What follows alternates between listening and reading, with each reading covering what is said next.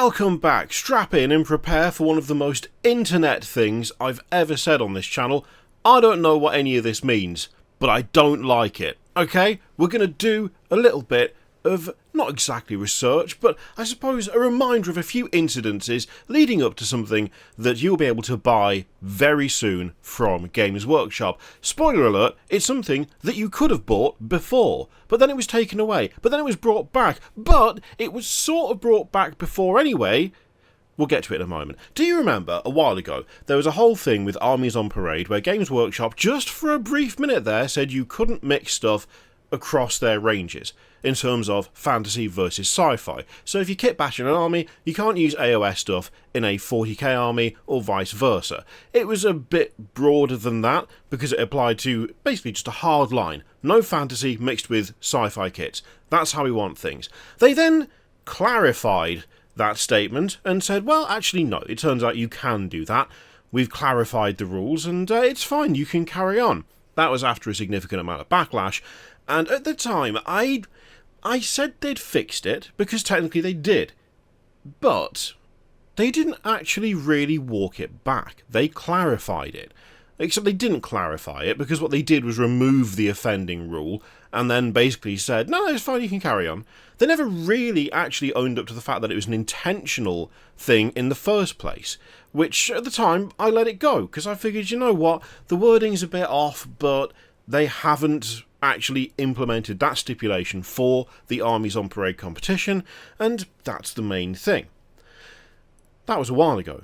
More recently, however, there was a little bit of backlash when it came to Horus Heresy 3.0, a lot of stuff missing out of the various books for the various armies, and there was a big long list of stuff that you could get in the Legacy PDF, the Legacies of the Age of Darkness PDF. Something stuck out to me, and I made a little comment about it at the time, but it really did stick out to me, because if we take a look at this list here, this is for the Solar Auxilia. This is stuff that's going to be in the PDF for the Legacies of the Age of Darkness, so these are units that you can still play, but they're not in the book, right?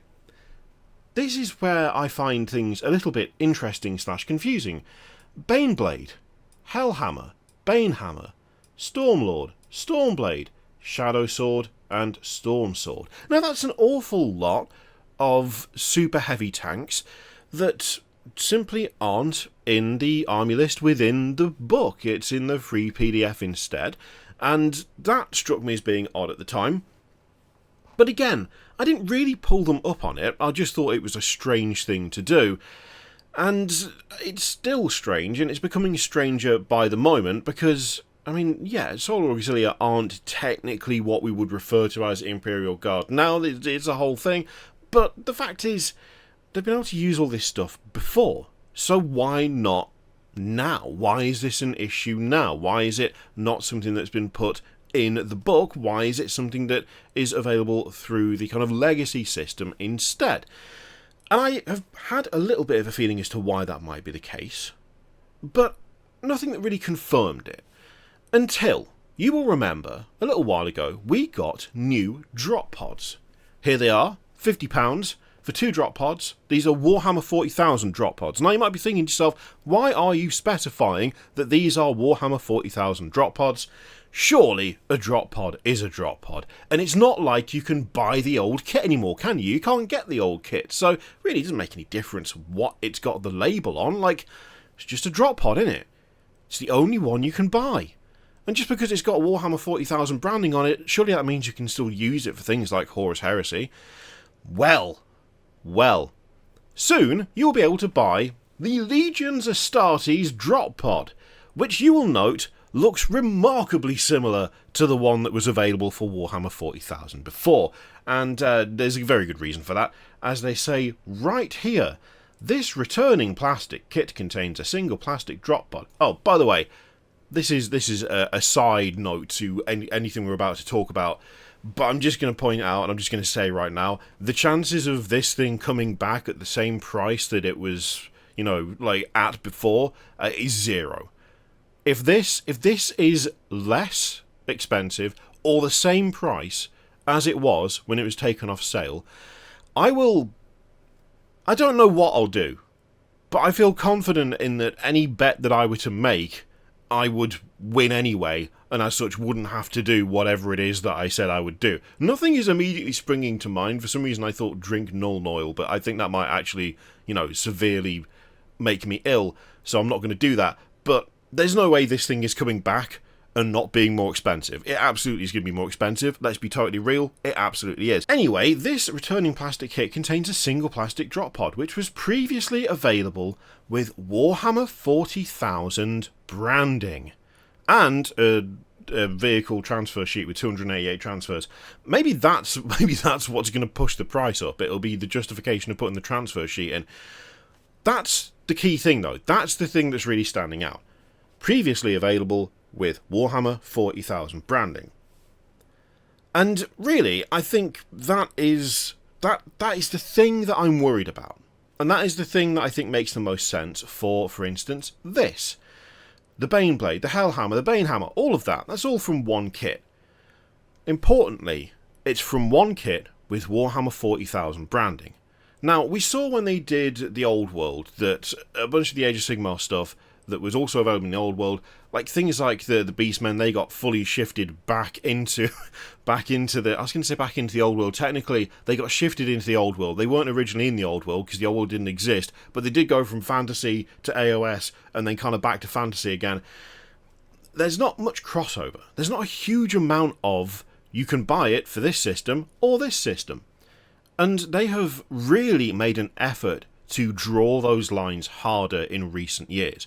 When you look about, at all this stuff for the Horus Heresy that used to be available easily for 40k, that stuff has all been shoved into Legends. It's all kind of, well, we don't want to balance all of this. We're slimming things down. Space Marines have got too much stuff anyway, which is true. But still, a lot of things sort of became not viable for those who wish to play them at tournaments and the like. And this heavy line between the two systems has just become heavier, with things like the fact that all of those super heavies are now part of a free PDF, and none of them are available with Horus Heresy branding. And they are so very keen to point out that this new drop pod was previously available with Warhammer 40,000 branding. They're not saying the model's different. They're not saying that in any way it's been changed since it was removed from sale. But what we do have now is ostensibly the same model twice.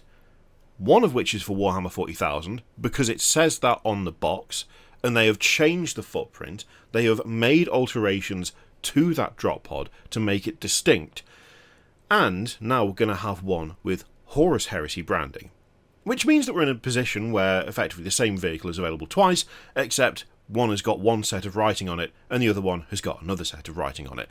It's almost as though you could apply that to things like rhinos, maybe even Leman Russ tanks, things of that nature, things that are ostensibly exactly the same, or maybe have a little bit of difference in terms of the stylistic leanings of them, but they've got a different name on the box, and that's the important bit.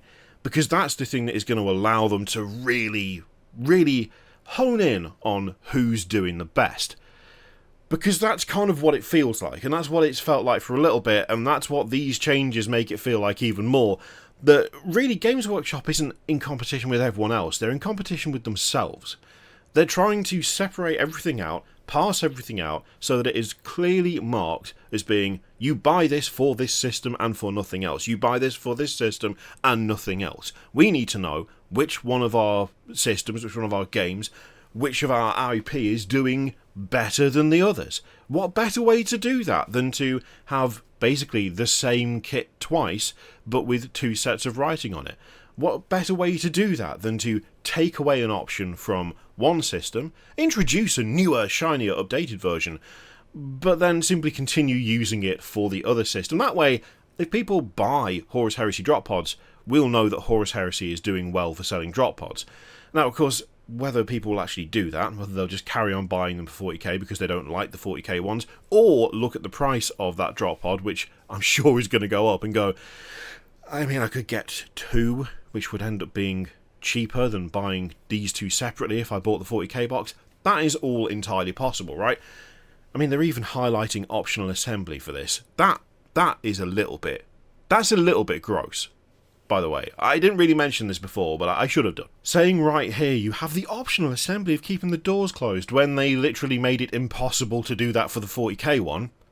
What a great feature. What a nice feature for the sale of this thing that you would like to highlight to everybody, that you can have it either open or closed, while saying for a different system you only have the one choice, and it's not that you can have it closed.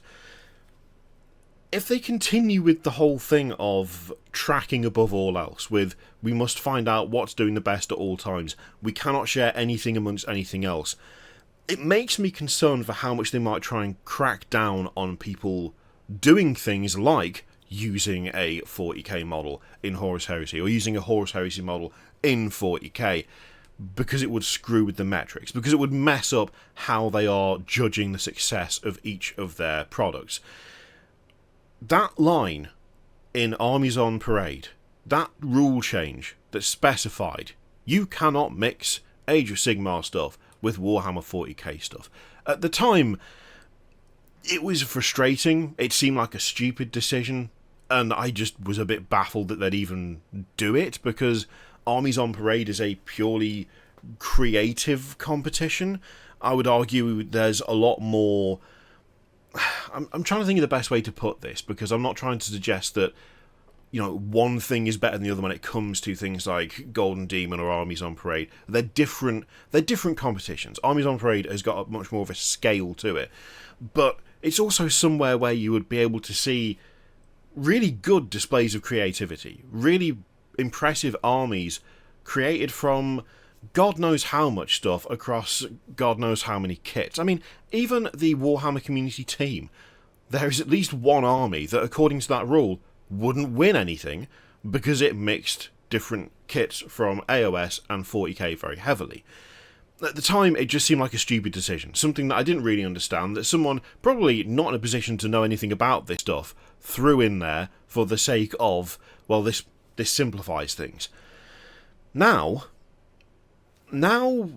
it doesn't feel like that. Now it feels like, with the introduction of the drop pods, removing the other one from sale, then bringing it back, but specifying that it's going to be the one that you bought with a different branding on it, that, along with things like the legacies of the Age of Darkness, and there being stuff that would make perfect sense for an army to have, which is readily available, but a notable thing is the fact that it doesn't have the right branding on it.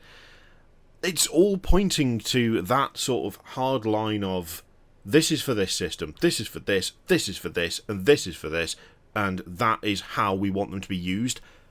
For some reason, this latest thing, this reintroduction of this old drop pod, but specifically for Horus Heresy, not for 40k, because 40k have got their own, even after all of those different Lehman Russ models and all of those different, you know, Rhino platform vehicles coming out of the Horus Heresy, this feels different. And I can't really pinpoint why. And that's why I say that it might be that I'm misunderstanding things, or that perhaps I'm just looking at something in a more negative light.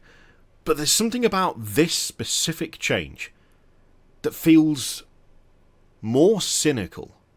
It feels more cynical. It feels more greedy to an extent as well.